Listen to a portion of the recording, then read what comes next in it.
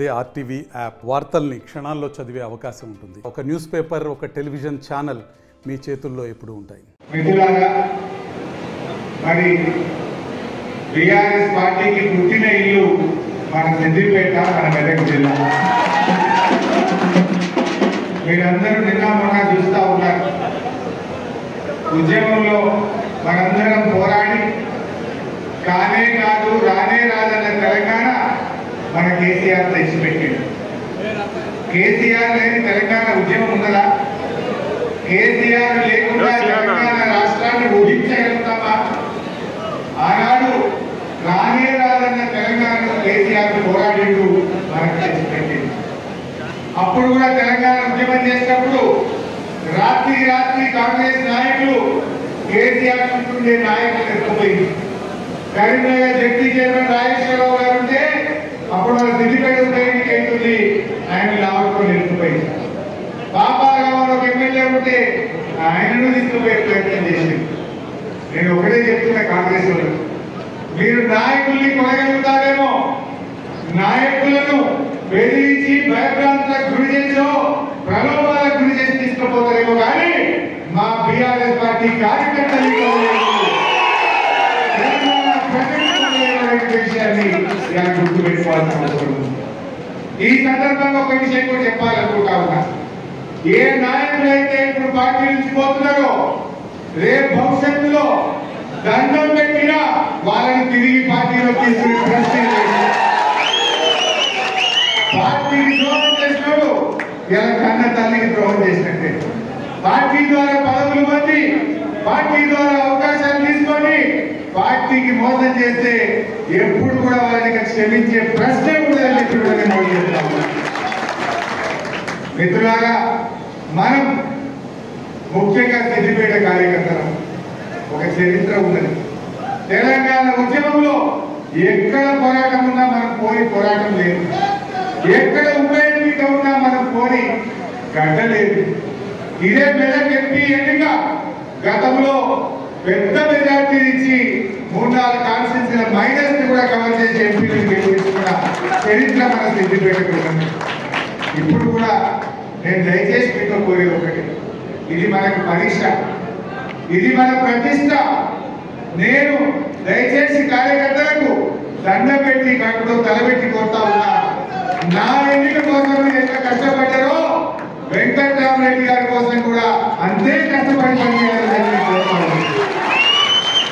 ఇది మన పార్టీ ప్రతిష్ట, మన సిద్దిపేట ప్రతిష్ట. ఎవడే సిద్దిపేట పోటీ చేస్తున్నారు? సిద్దిపేట అభివృద్ధిని కోరలేని వాళ్ళు, సిద్దిపేట అంటే గిట్టని వాళ్ళు, ఇవాళ మన అభివృద్ధిని అడ్డుకున్న వాళ్ళు, ఇవాళ వాళ్ళు వచ్చి మన గడ్డ మీద ఓటడిగే హక్కు వాళ్ళకు ఉన్నదా నేను అడుగుతాము. దయచేసి ఆలోచన చేయండి. కాంగ్రెస్ వాళ్ళు మస్తు మాట్లాడుతున్నారు. మన ఎన్నికల్లో ఏం చెప్పిండ్రు, ఎన్ని హామీలు ఇచ్చిండ్రు, ఒక్క హామీ ఎంత అమలే కాదే. ఒకసారి చూడండి కాంగ్రెస్ వాళ్ళ హామీలు. బాబు వీడియో పెట్టానా? ఒక్క కరెంటు కేసీఆర్ ఉండగా మోటార్లు కాదు ఇప్పుడు కాలుతారు. ప్రతి రైతుకు పంట మీద 2 సార్లు మోటార్లు కాలుతా ఉంది. మళ్ళా ఊళ్ళో పోయిన గవర్నమెంట్లు వచ్చినాయి, మళ్ళా గ్రేడ్లు వచ్చినాయి. పోయిన 5 ఏళ్ళగా ఎక్కడన్నా సిద్దిపేట గవర్నమెంట్ కనబడ్డా? అదే ఊళ్ళో పోయినా గ్రేడ్లు కనబడ్డాయే. కాంగ్రెస్ వచ్చింది, కరువు వచ్చింది. కాంగ్రెస్ వాళ్ళు వచ్చింది, మళ్ళీ మోటార్లు కాలుతుంది. కాంగ్రెస్ వచ్చింది, మళ్ళీ ఒక్కొక్క రైతు 2 బోర్లు 3 బోర్లు వేయాల్సిన పరిస్థితి వచ్చింది. కాంగ్రెస్ వాళ్ళు వచ్చిండ్రు, మళ్ళా కరెంటు కిరాయి తెచ్చి బాయి గుడికి తీయాల్సిన పరిస్థితి వచ్చింది. మరి ఇటువంటి కాంగ్రెస్ నమ్మితే మనందరూ కూడా మోసపోయేటువంటి పరిస్థితి ఉంటుంది. ఈ విషయాన్ని దయచేసి కార్యకర్తలు ఇంటింటికి పోవాలని చెప్పాలి. నిర్లక్ష్యం వద్దు. బీజేపీ వాళ్ళు దేవుడు అంటున్నారు. దేవుడు మనందరికీ సమానమే. మనకు కూడా కొద్దిగా వేస్తే రాముడు మొక్కమా? మన కేసీఆర్ కూడా యాదాద్రి లక్ష్మీనరసింహస్వామి గుడి అంగరంగ వైభవంగా కట్టింది. మనం రాజకీయం చేసిన బస్సులు పెట్టి మనం కూడా దొరికిపోతుంది. కావాలంటే మనం కూడా ఇంటికి ఒక లడ్డు పంపిస్తుంది. మనం కూడా దేవుడిని వాడుకొని రాజకీయం చేయలేకపోతుంది. దేవుడు అందరి వాడు, దేవుడిని పెట్టుకొని రాజకీయాలు చేయగలుగుతున్నాం. అయినా కేసీఆర్ చేసినట్టు యజ్ఞాలు, హోమాలు, కేసీఆర్ కట్టినట్టు గుళ్ళు ఈ దేశంలో ముఖ్యమంత్రి కట్టిందని అంటారు. ఒక సిద్దిపేట నియోజకవర్గంలో దాదాపు 200 దేవాలయాలు కట్టించినాం. దేవుడి మీద మనకు నమ్మకం లేక వాళ్ళు దేవుడిని అడ్డం పెట్టుకొని రాజకీయాలు చేసే ప్రయత్నం చేస్తున్నారు. దయచేసి కార్యకర్తలు మనము ఈ ప్రలోభాలకు గురి కావాలి. సిద్దిపేట నియోజకవర్గమే ఒక దేవాలయంగా నేను పనిచేశాను. సిద్దిపేట ప్రజలే నా కుటుంబ సభ్యులుగా నేను పనిచేశాను. నా ఆరోగ్యాన్ని కూడా లెక్క చేయకుండా మా సిద్దిపేట ప్రజల ఆరోగ్యం కోసం 1000 పడకల ఆసుపత్రిని సిద్దిపేటలో రాత్రిలో ఎన్నో కార్యక్రమాలు చేశారు. ఏం చేసిండు రేవంత్ రెడ్డి? కాంగ్రెస్ ప్రభుత్వం రాగానే మన చిన్న కోటూరు రోడ్ క్యాన్సిల్ చేసిండు. ఇవాళ చిన్న కోటూరు నుంచి అల్లిపూర్ దాకా 4 లైన్ రోడ్ శాంక్షన్ చేస్తే ఇవాళ దాన్ని క్యాన్సిల్ చేసిండు. ఈ క్యాన్సిల్ చేసిన కాంగ్రెస్ పార్టీ మనం బుద్ధి చెప్పాలా? నేను వెటర్నరీ కాలేజ్ మన పిల్లలు చదువుకోవాలని వెటర్నరీ కాలేజ్ శాంక్షన్ చేసి సగం పనులు నేను కలెక్టరేట్ పక్కన పోయి చూడండి. దాన్ని తీసుకుపోయి కొడంగల్ తీసుకుపోయి నువ్వు ఎక్కువ కొత్తగా కొడంగల్ కానీ సిద్దిపేటలో సగం పనులైన మా వెటర్నరీ కాలేజ్ ని నువ్వు కొడంగల్ తరలిస్తే మా సిద్దిపేట ప్రజలందరూ రేపు నీ కాంగ్రెస్ పార్టీ డిపాజిట్ గెలవడం చేసింది. ఇది అన్యాయం కాదా? నువ్వు ఏ రకంగా తీసుకుపోతావు? నేను కొడంగల్ వ్యతిరేకంగా పెట్టుకున్నది కానీ సిద్దిపేట మీద కక్ష ఎందుకు? సిద్దిపేట మీద నీకు పగెందుకు? మా కాలేజీని ఎందుకు క్యాన్సిల్ చేసినావో సమాధానం చెప్పాలని చెప్పి నేను అడుగుతా ఉన్నా. అంటే మన కాలేజీ తీసుకుపోతారు, మన రోడ్లు క్యాన్సిల్ చేస్తారు, మన శిల్పారామం పని సగం రాస్తారు. ఇటువంటి కాంగ్రెస్ ఓటేస్తే మరి మనం ఆగం చేసుకున్నట్టు కాదా? మోసగాళ్లకు, మనకు అన్యాయం చేసిన వాళ్ళకు, మనకు నష్టం చేసిన వాళ్ళకు మనం సర్ది కడదామా? దయచేసి ఊళ్ళలో చర్చ పెట్టండి, గ్రామాల్లో చర్చ పెట్టండి. నేను మా పెద్ద నాయకులు కూడా కోరుతున్నాను, జర మీరు కార్యకర్తల్ని సమన్వయం చేయక మీ మధ్య ఉండే చేసిన భేదాభిప్రాయాలు అక్కడక్కడ అది గ్రామాల్లో నాకు ఇబ్బంది కావాలి. ఈ మధ్య కార్యకర్తలు కలిసినప్పుడు నా దృష్టికి తెస్తా ఉన్నారు. అన్ని పక్కన పెట్టండి. కష్టకాలంలో పార్టీకి నిలబడ్డ వాడే నిజమైన కార్యకర్త. ఒక్కొక్కరు ఒక కేసీఆర్ లాగా, ఒక్కొక్కరు ఒక హరిశన్న లెక్క, ఒక్కొక్కరు ఒక అభ్యర్థి వెంకటరామరెడ్డి గారి లాగా ఎన్నికల్లో నేను దండపెట్టుకోగా ఉన్నా. ఇది మనకు ప్రతిష్ట. సిద్దిపేట అంటే ఈ రాష్ట్రంలో ఒక గౌరవం ఉన్నది, మెదక్ జిల్లా అంటే ఒక గౌరవం ఉన్నది. ఆ గౌరవాన్ని మనం నిలబెట్టుకుందాం, ఈ ప్రతిష్టను కాపాడుకుందాం. రాజుగారి పాలు నీళ్ళ కథ చేసుకోవద్దు, ఎవరో పట్టు పెట్టి చెప్పాలని అనుకున్నది. ఆ గౌరవాన్ని మనం నిలబెట్టుకుందాం, ఈ ప్రతిష్టను కాపాడుకుందాం. రాజుగారి పాలు నీళ్ళ కథ చేసుకోవద్దు, ఎవరో పట్టు పెట్టి చెప్పాలని అనుకోవద్దు. సమన్వయం చేసుకోండి. యువత, విద్యార్థులు, ప్రజాప్రతినిధులు అందరూ కూడా సమన్వయంతో పనిచేద్దాం. నాకు తెలిసి పోయినసారి మీ అందరూ కష్టపడి నాకు 84,000 మెజార్టీ ఇచ్చింది. కొద్దిగా గట్టిగా కష్టపడితే దాన్ని దాటియచ్చు అనేటువంటి నమ్మకం కూడా నాకు ఉంది. ఎందుకంటే అప్పటికిప్పటికి మార్పు వచ్చింది. అప్పుడు 84,000 వచ్చినప్పుడు వెటర్నరీ కాలేజ్ క్యాన్సిల్ కాలేదు, అలీపూర్ రోడ్ క్యాన్సిల్ కాలేదు. ఇవన్నీ కూడా బాండ్ పేపర్ మీద రాసిచ్చినాయి. అయితే ఏమో అని కొంతమంది నమ్మిండ్రు. ఇప్పుడు అది కాలేదని తేలిపోయిన చూడండి కాంగ్రెస్ ఓటేస్తారు. ఇవాళ ఇంకో మాట అంటున్నా, ఈ ఎన్నికల్లో కాంగ్రెస్ పార్టీ ఓడిపోయినా ఈ ప్రభుత్వమే ఇప్పటికి అయిపోదు. కానీ ఏమంటారు రేవంత్ రెడ్డి మొన్న అమెరికాలో ఈ 100 రోజుల పాలనకు ఎలక్షన్ ఒక రెఫరెండం అన్నాడు.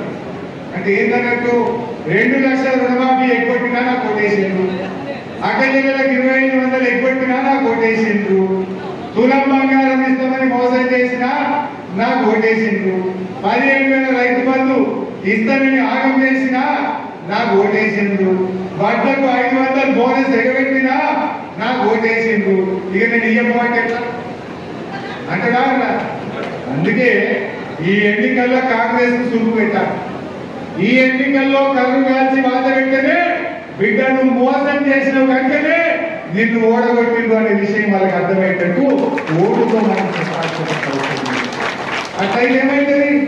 రేపు అసెంబ్లీలో నేను మైక్ తీసుకొని బద్దకుంది ఏం సంగతి మరి నేను గట్టిగా అడిగినా లేదా? రేపు మీరు వెంకటరామరెడ్డి గెలిపించిననుకో రేవంత్ రెడ్డి నువ్వు 2 లక్షల రుణమాఫీ చేయలేదు కనుక మా వాళ్ళకి సురుకుపెట్టింది బిడ్డ. నువ్వు లక్షకు 500 బోనస్ ఇస్తా అన్నావు, 4,000 పింఛన్ ఇస్తా అన్నావు, అక్క దగ్గర 2,500 ఇయ్యలేదు కనుక నేను ఓడగొట్టిండ్రు. ఇప్పుడైతే నీ కళ్ళు లేవు అని తేడా వచ్చిందనుకో నేను లేచి మాట్లాడితే ఏమంటాడు? ఏదైనా అన్నయ్య పెట్టినా కొట్టేసింది ఏం మాట్లాడతావు అని శ్రవు కూర్చోవాలి అనడా? ఏగబెట్టినా నన్నే నమ్మిండు వాడు అనడా? అందువల్ల మనం ఈ విషయం ప్రజలకు చెప్పాలి, ప్రజలను చైతన్య పరచాలి. ప్రతి కార్యకర్త ప్రజల దగ్గరికి పోయి అర్థమయ్యేటట్టు చెప్పాడు. మీ ఫోన్లలో పంపిస్తాయి ఇవన్నీ. ఒక ఇంటికి పోండి, పెద్ద లొల్లేదు ఆర్పాటు పడుతుంది. అక్క ఉందనుకో చెల్లి చుట్టి 2,500 అక్కడ పడగా చెల్లి అని పడ్డా గుద్దు కారం పడతాయి. రైతు అన్న పంటలు బోనస్ వచ్చిందా? రాలే. గుద్దు కారు మారిపోయి అతని బల్ల. ఈ విషయం అందరికి మంచిగా ఇంటికి పోయి సంపాదించి చెప్పింది. బీజేపీ వారు ఏమి ఇచ్చింది? 16 లక్షలు నల్ల తెచ్చి ప్రతి అకౌంట్ వేస్తామని వేసిండ్రా? ఢిల్లీలో రైతులు పోతే ఇలా 100ల మంది రైతుల్ని పొట్టలు పెట్టుకున్న చరిత్ర ఇలా నల్ల చట్టాలు తెచ్చి బీజేపీ చరిత్ర. ఎవరికి పెయింట్ చేసిన? అందువల్ల ఈ బీజేపీ కాంగ్రెస్ కాదు, మన తెలంగాణ తెచ్చినటువంటి తెలంగాణ గొంతుక, తెలంగాణకు ఆత్మగౌరవ ప్రతీక మన బీఆర్ఎస్ పార్టీ మనం గెలిపించుకోవాల్సినటువంటి అవసరం ఉంది. 2,000 వస్తుంది కదా, వచ్చేలా నీకు 4,000 కాటలు పడతాయి.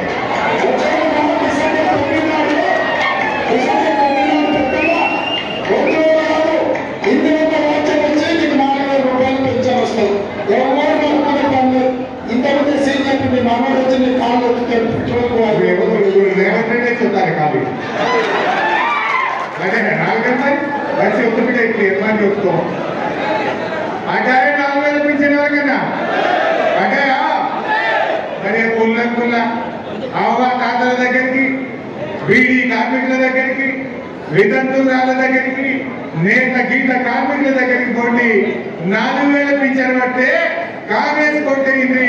4,000 పడగలంతా మన కారుకు కేసీఆర్ కోటైన మన గ్రామాల్లో అంటే 4,000 మాట దేవుడు మధ్యలో జనవరి నెలలో 2,000 దగ్గర కొట్టిండు, 1 నెల పింఛన్ మొత్తానికి దగ్గర కొట్టిండు.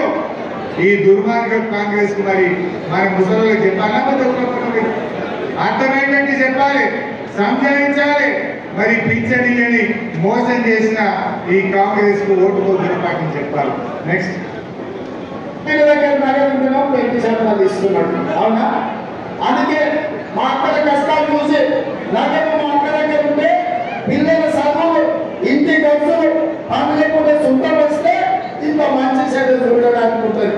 అందుకే ప్రతి నెల 1వ తారీఖు నాడు ప్రభుత్వ ఉద్యోగికి జీతం వచ్చినట్టుగా ప్రతి నెల 1వ తారీఖు నాడు ఆడబిడ్డల ఖాతాలో 2,500 రూపాయలు ప్రతి నెల అంటే అమరించలేదు వచ్చినాయి అక్కలకు.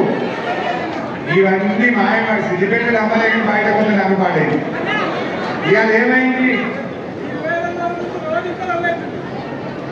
ఈ విషయం ఈ 2,500 ఇస్తా అని మహిళలు కొట్టేసుకొని దొడ్డిదారు అధికారులకు వచ్చాను. ఏం చెప్పిండ్రు? 100 రోజుల్లో ఇవి అమలు చేసి తీర్థం.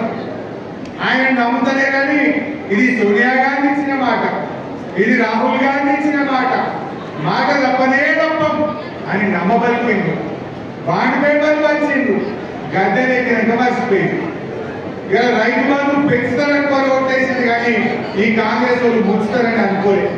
ముంచుతారనుకుంటే అప్పుడే ముంచుతురు వీళ్ళు, కానీ పెంచుతారని వీళ్ళు నమ్మబలితే నమ్మి వాళ్ళ కొట్టేస్తే ఇక రైతుల్ని ముంచిండు, మహిళల్ని ముంచిండు, పెన్షన్దారులను ముంచిండు. ఇక అడిగడుగున అన్యాయం చేసిండు. ఎవరికి న్యాయం చేసిండు? ఇలా నిరుపేదలైనా ఎవరు నిరుపేదలు? 42,80,000 మంది ఆసరా పెన్షన్దారులు. 42,80,000 ఆసరా పెన్షన్దారులను 4,000 ఇస్తామని మోసం చేసింది కాంగ్రెస్ కాదు. 65 లక్షల మంది రైతులకు 15,000 రైతు బంధు ఇస్తాం, మీకు 500 వద్దకు బోనస్ ఇస్తాం, 24 గంటల కరెంట్ ఇస్తాం, వ్యవసాయ కూలీలకు 12,000 ఇస్తాం, కౌలు రైతులకు 15,000 ఇస్తామని రైతుల్ని మోసం చేసింది కాంగ్రెస్ పార్టీ కాదా?